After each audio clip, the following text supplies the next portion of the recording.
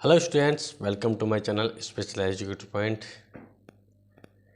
जो आज का टॉपिक रहेगा वो हमारा mental retardation definition and types, मतलब बौद्धिक अक्षमता के क्या प्रकार हैं, कितने प्रकार हैं, क्या वर्गीकरण है इसका, क्या लक्षण हैं, इनके इस बारे में सब डिटेल में पढ़ेंगे।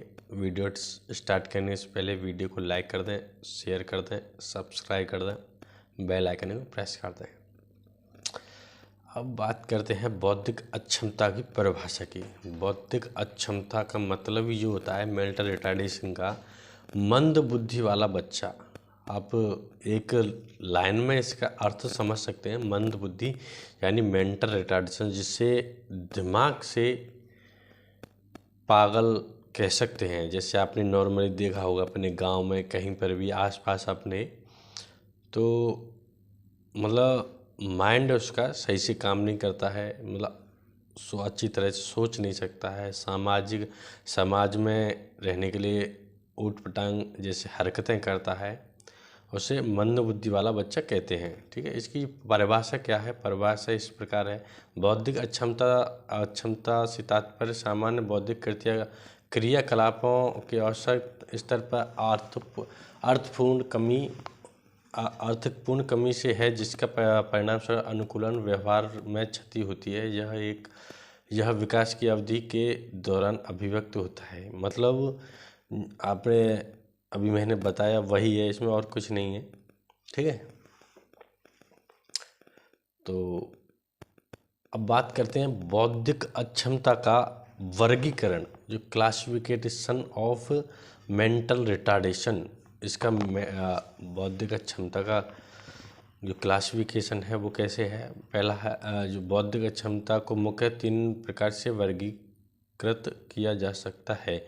मतलब बौद्धिक अक्षमता जो है, मतलब मेंटल रिटार्डेशन, उससे 3 प्रकार से परिभाषित किया जा सकता है इसके वर्गीकरणों को। ठीक है, पहला है इसका चिकित्सीय वर्गीकरण, दूसरा है मनोवैज्ञानिक वर्गीकरण, तीसरा है शैक्षणिक वर्गीकरण। ठीक है, इनके बारे में हम डिटेल में पढ़ेंगे।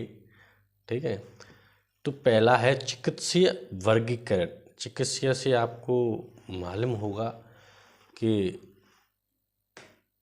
संक्रमण, नशा, मनोविकार, अन्य काम, पर्यावरण कारक, कुछ भी।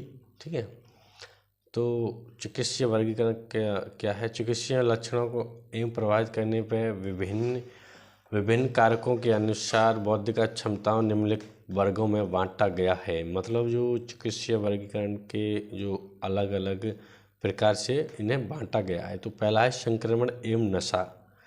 तो कोई भी संक्रमण हो सकता है, नशे के कारण हो सकता है। ठीक है, मानसिक, और सेकंड है मानसिक एवं शारीरिक कारक। तो मानसिक भी हो सकता है और शारीरिक कारक भी हो सकता है ये। ठीक है, उपापचय एवं पोषण के से भी हो सकता है।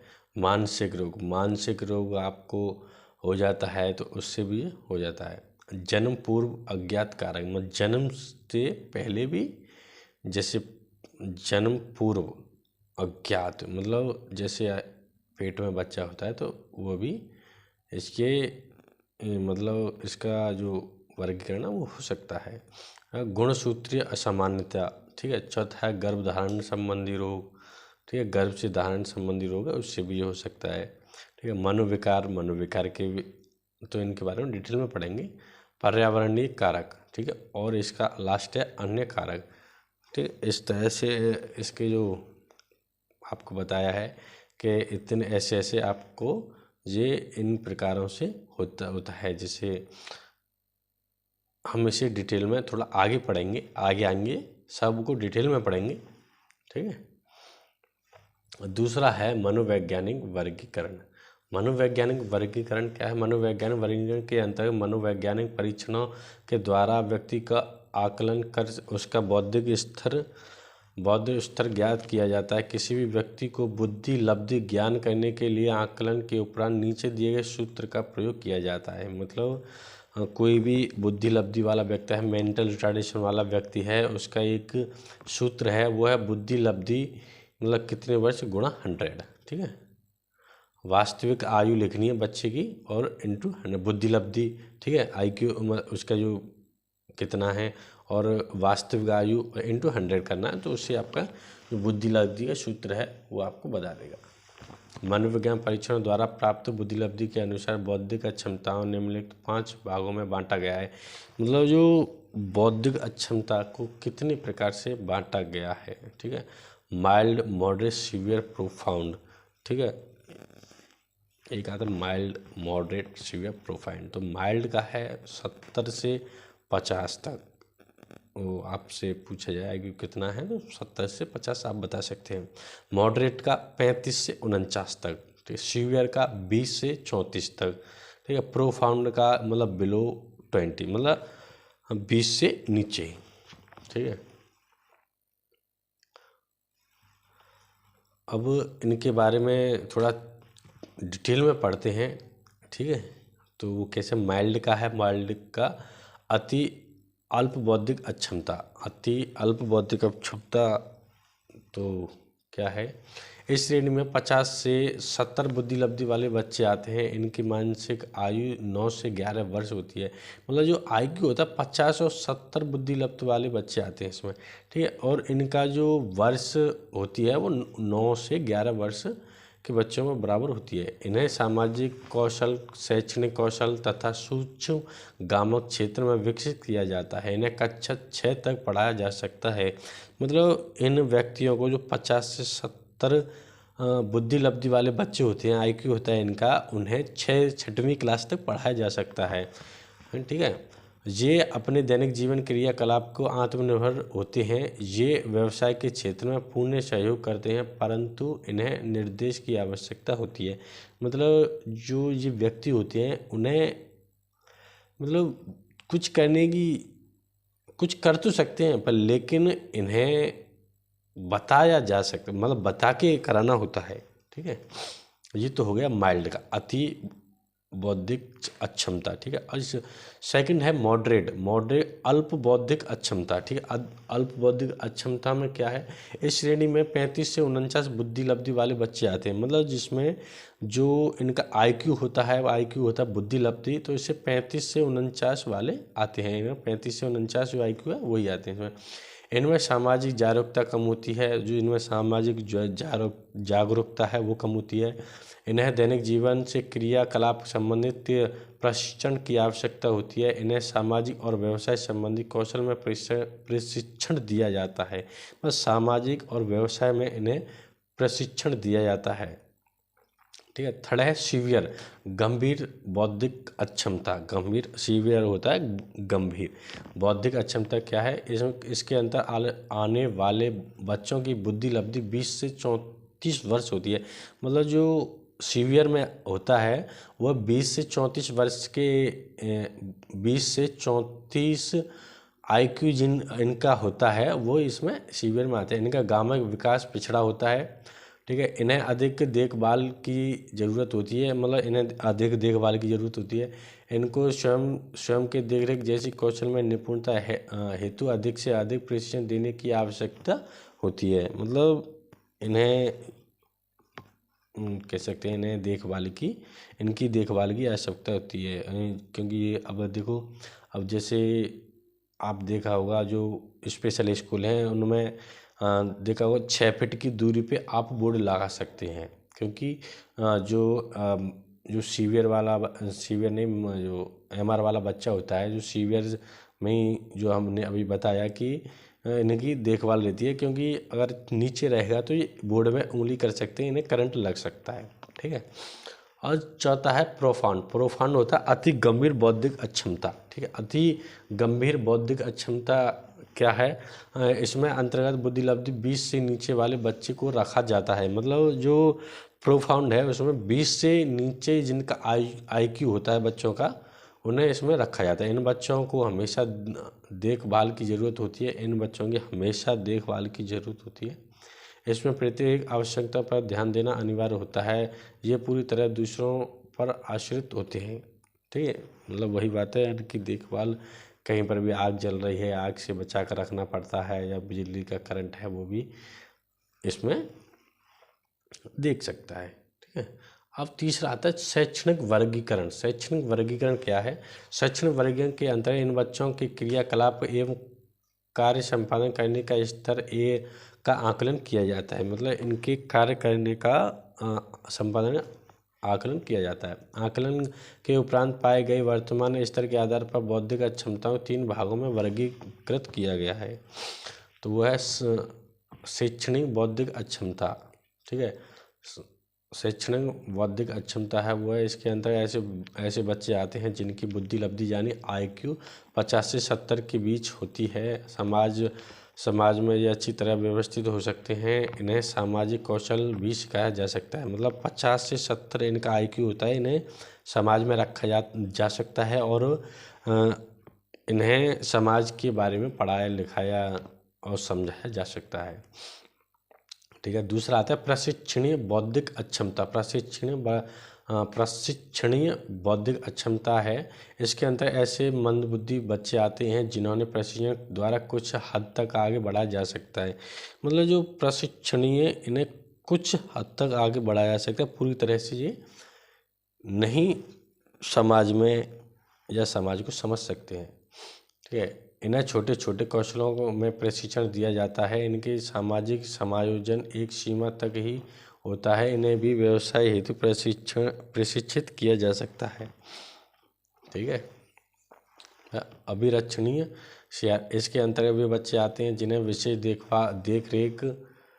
रेख की जरूरत होती है। इनके गामक विकास हेतु विभिन्न प्रकार के उपकरणों का प्रयोग करते हुए प्रशिक्षण दिया जाता है। मतलब जो अभिक्षणीय होता है, अभिक्षणीय बौद्धिक अक्षमता होती है, इसमें ऐसा है कि बच्चे की अधिक देखभाल होती है।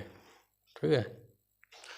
अब आते हैं बौद्धिक अक्षमता के लक्षण। बौद्धिक अक्षमता के क्या क्या लक्षण हैं, कैसे इन्हें पता लगाया जा सकता है? प्रत्येक बौद्धिक अक्षमता वाले बच्चे एक जैसे नहीं होते हैं। मतलब जो प्रत्येक बौद्धिक अक्षमता वाला बच्चा है वो एक जैसे नहीं होते हैं। प्रायः यह बच्चे की प्रकृति और उसकी गंभीरता, उसकी समस्या तथा देखने वाले के ऊपर निर्भर करता है कि वह इस किस रूप से देख रहा है। विश्व स्वास्थ्य संगठन 1989 के अनुसार निम्नलिखित लक्षणों को दृष्टिगत रखते हुए बच्चे में देर से विकास होने का शीघ्र पता लगाया जा सकता है। ठीक है।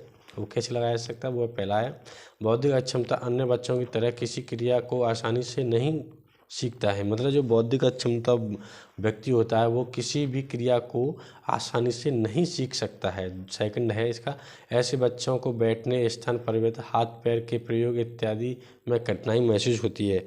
मतलब ऐसे व्यक्ति को हाथ पैर या कहीं भी कठिनाई हो सकती है। ठीक है। अब इसका जो थर्ड पॉइंट है, आसपास की घटना एवं दूसरे के बोलने पर बच्चे द्वारा किया प्रतिक्रिया देर से होती है। मतलब बच्चे में जो MR वाला बच्चा होता है उसके लक्षण को पता ऐसे लगाया जा सकता है कि जो प्रतिक्रिया है वो इसमें देर से होती है। चौथा पॉइंट है, ये बच्चे खाना, सूंघना, छूना, सुनने एवं देखना सामान्य बच्चों की तरह पूर्व समय में नहीं समझ पाते हैं। मतलब जैसे बच्चा आपको देखा हुआ कि हाथ में पकड़कर, छूकर या सूंघकर कैसे भी कोई सूंघने वाली वस्तु है तो वह नहीं बता पाते हैं। पांचवा पॉइंट है, बच्चे अपनी भावनाओं को इस प्रकार व्यक्त नहीं कर पाते हैं दूसरे लोग आसानी से समझ सकें। ठीक है। मतलब अपनी भावनाओं को व्यक्त नहीं कर पाते हैं कि जो दूसरे जो साधारण लोग हैं वो आसानी से समझ सकें इन व्यक्ति। ठीक है। छठा पॉइंट है, किसी भी घटना या क्रिया को बहुत कम समय के लिए याद रख सकता है। मतलब कोई भी घटना हुई, ठीक है, कहीं भी कुछ भी घटना हुई तो ठीक है, अक्सर गांव में देखा हुआ घटना हो सकती है तो वह बच्चा नहीं बता सकता है, ना वो ज़्यादा दिनों तक ध्यान में रख सकता है। सातवां पॉइंट है, इनके चलने एवं क्रियाकलाप करने में भी असामान्यता देखी जाती है।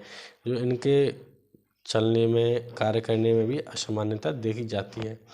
कभी कभी 8वां पॉइंट है इनका, कभी कभी इनके चेहरे में विकृति देखी जाती है, जैसे बड़े दांत, सिर लाल गिरना इत्यादि में। जैसे आपने देखा होगा गांव में कि बच्चे मुंह से लार गिरती है जब बड़े दांत हैं, उनमें भी बौद्धिक अक्षमता होती है।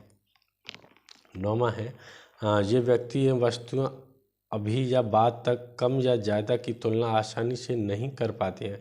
मतलब व्यक्ति जो है कम या ज़्यादा अधिक समय तक नहीं कर सकते हैं। ठीक है। अब दूसरा पॉइंट है, इन बच्चों को अपनी भावनाओं पर नियंत्रण पाने में कठिनाई होती है। मतलब ऐसे व्यक्ति देखा होगा आपने जिस जल्दी गुस्सा जाते हैं और अपने स्वयं पर नियंत्रण नहीं रखते हैं। और 11वां पॉइंट है, बच्चों को क्या करना है, कब करना है, क्या पहचानना है इत्यादि निर्णय लेने में कठिनाई होती है। मतलब क्या लेना है क्या नहीं लेना है, इन बच्चों में कठिनाइयाँ। कभी देखा होगा बच्चा, आपने हमारा वाला बच्चा होगा, बौद्धिक क्षमता वाला बच्चा हुआ, वो कुछ भी उठा सके, चाकू रख दो चाकू उठा लेगा, उसे पता नहीं, इसे हाथ भी कट सकता है उसका, तो ऐसे करके वो कुछ भी उठा सकता है।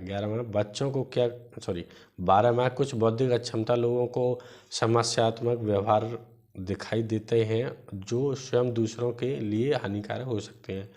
मतलब जो समस्यात्मक व्यवहार दिखाई देते हैं, मतलब ऊट-पटांग हरकत करना, कुछ चीज़ फेंकना या बर्तन फेंकना, कुछ भी बच्चा कर सकता है, तो दूसरों को इससे हानि हो सकती है। और 13वां पॉइंट है, कुछ बच्चों अक्षमता व्यक्ति श्रवण दोष न होने पर भी संप्रेषण में भाग नहीं लेते हैं। ऐसे में कुछ लोगों को बिना कारण हंसते हुए बात करते हुए भी देखा जा सकता है। मतलब कुछ बच्चे देखा होगा बहुत ही सीरियस होते हैं, जो हंसते नहीं हैं, बिल्कुल कम हंसते हैं, तो वो भी इन हंसी की बात हो रही है तो वो वहाँ पर नहीं हंसते हैं, तो उनमें भी बौद्धिक अक्षमता के लक्षण पाए जाते हैं। ठीक है। और 14 पॉइंट है, कुछ बौद्धिक अक्षमता व्यक्ति नियमित रूप से कार्य कर सकते हैं परंतु उनके पास समस्या सुलझाने की योग्यता की कमी होती है। किसी भी व्यक्ति एक कार्य पर बच्चा बहुत देर तक ध्यान नहीं लगा पाता है। मतलब कोई भी काम कर रहा है या योग्यता है, उसकी कमी होती है और उसे वह नहीं सुन सकता या देख सकता है। ठीक है। 15वां पॉइंट है, ऐसे बच्चों में दैनिक आदेशों को छोड़कर दूसरे की बात समझने में कठिनाई होती है। मतलब दैनिक कार्यों को छोड़कर और दूसरे की बात समझने में वो भी इसमें कठिनाइयाँ होती है, वो भी बौद्धिक क्षमता होता है। और 16वां, इन्हें समाचार और सूचना को समझने में समस्या होती है। समाचार और समस्या में समाचार को समझने में भी इन्हें समस्या होती है। ठीक है। अब बौद्धिक अक्षमता कारण, केसेस ऑफ मेंटल रिटार्डेशन, इसका क्या कारण है? अभी तो पढ़े हमने लक्षण, तो इसे कैसे पता लगाया जा सकता है समाज में। ठीक है। तो आई होप आपको समझ आया होगा। अब बात करते हैं कि कॉजेज ऑफ मेंटल रिटार्डेशन, मतलब बौद्धिक अक्षमता के कारण। बौद्धिक अक्षमता के क्या कारण हैं? ठीक है। बौद्धिक अक्षमता के कारण है किसी भी रोग, विकार अथवा समस्या के समाधान हेतु उसके कारणों का पता लगाना आवश्यक होता है। अतः बौद्धिक अक्षमता विभिन्न कारणों का पता लगाना आवश्यक होता है जिससे उसके रोकथाम तथा निवारण विभिन्न कारणों का पता निवारण ठीक ढंग से किया जा सके। इस क्षेत्र में विभिन्न प्रकार के अध्ययनों के अनुसार बौद्धिक अक्षमता जिन कारकों का पता लगाया जा सकता है उन्हें संक्षिप्त विवरण इस प्रकार हैं। थोड़ा पढ़ते हैं आगे। प्रसव पूर्व कारक जो मतलब इसके कारण हैं वो क्या है? गर्भवती महिला को प्रथम 3 महीने में ऐसी संक्रमित रोगों का होना भी भ्रूण के मस्तिष्क विकास का प्रभाव डालते हैं, जैसे सिफिलिस, रूबेला, टाइफाइड, CMP इत्यादि। मतलब ये एक बीमारी है, इनसे जो गर्भवती महिला है उनसे रोकना चाहिए। ठीक है। दूसरा पॉइंट है, गर्भावस्था में मधुमेह, बच्चा रक्तचाप, हाइपोथायराइडिज्म जैसे रोग होने पर, मतलब जैसे एक हाइपोथायराइडिज्म एक रोग है, उसे होने पर भी बौद्धिक अक्षमता होती है। और दूसरा है मदिरा, धूम्रपान, शराब, आवश्यक दवाइयों के अधिक प्रयोग से, मतलब मदिरा यानी शराब पीने से और धूम्रपान करने से भी यह अक्षमता हो सकती है। कुपोषण से भी हो सकती है। गर्भावस्था के दौरान माँ को चोट लगने से, भारी वजन उठाने से, मतलब गर्भावस्था के समय बच्चा पेट में तो माँ को चोट लगती है तो वो भी बौद्धिक अक्षमता का शिकार हो सकता है। गर्भावस्था के दौरान हानिकारक दवाइयों के सेवन से RH फैक्टर के कारण भी हो सकती है। गर्भपात के शीघ्र बाद गर्भाधारण करने में, ठीक है, आनुवंशिक विकार के कारण, प्रसव के समय पूर्व से पदार्थ के रक्तस्राव होने से, गुणसूत्र संबंधित विकार से, ठीक है। इस प्रकार से प्रसव पूर्व के कारक हैं। और जो प्रसव के समय के कारक क्या क्या हैं? समय से पूर्व बच्चे का जन्म होने से, तो मतलब जन्म, ये तो हो गया जन्म से पहले, ये हुआ सामान्य जन्म के समय, प्रसव के जन्म के। अब ये जन्म के समय क्या क्या नहीं होना चाहिए? समय से पूर्व बच्चे का जन्म होना, जैसे समय से पहले बच्चे का जन्म होता है, वो भी बौद्धिक अक्षमता का शिकार हो सकता है, ठीक है। नवजात शिशु के सिर पर चोट लगने से, ठीक है, जन्म के समय बच्चा है जो है कि बच्चे के सिर पर चोट लग गई तो वो भी बौद्धिक अक्षमता का शिकार हो सकता है, ठीक है। माँ को दी गई बेहोशी या पीड़ाशून्य दवाइयों के कारण, माँ को बेहोशी की दवाई या कुछ भी देता है, आपने देखा होगा कि जब उसे क्या कहते हैं, हाँ, कि ऑपरेशन करते हैं तो बच्चों को माँ को वो बेहोशी की दवाई देना होती है, तो कीटनाशक हो सकती है बच्चे को, इसके मतलब बौद्धिक अक्षमता का कारण बन सकता है। अब बात करें जन्म के बाद के कारण। जन्म के बाद के कारण नवजात शिशु को अत्यधिक पीलिया होने से, मतलब जन्म के बाद बच्चे को पीलिया होने से भी, जन्म से 2 वर्ष के जीवन काल में अत्यधिक कुपोषण, जन्म के 2 वर्ष तक अत्यधिक कुपोषण से, बार बार मिर्गी के दौरे पड़ने से भी बौद्धिक अक्षमता का पता लगा सकते हैं, ठीक है। बार बार दुर्घटना के कारण मस्तिष्क में चोट लगने से, कहीं दुर्घटना बस किसी सिर में चोट लगने से बौद्धिक अक्षमता का कारण बन सकते हैं। बच्चे के मस्तिष्क संक्रमण रोग से, मतलब बच्चे के मस्तिष्क के शोथ से भी हो सकता है। तो ये हो गया मेंटल रिटार्डेशन के कारण, लक्षण और डेफिनेशन। आई होप आपको ये समझ आया होगा। वीडियो को लाइक करें, शेयर कर दें, सब्सक्राइब कर दें, बेल आइकन को प्रेस कर दें, ताकि जो हमारी नेक्स्ट वीडियो आएगी आप तक पहुंच सके। अब मिलते हैं दोस्तों सेकंड क्लास में, नेक्स्ट क्लास में। तो उसमें हमारा टॉपिक रहेगा न्यूरोमस्कुलर डेफिनेशन एंड टाइप्स, और न्यूरोमस्कुलर्स के अस्थि विकलांगता के कारण और उसके क्या क्या प्रकार हैं, क्या लक्षण हैं उसके, तो नेक्स्ट क्लास में करते हैं। आज के लिए इतना ही। Thank you.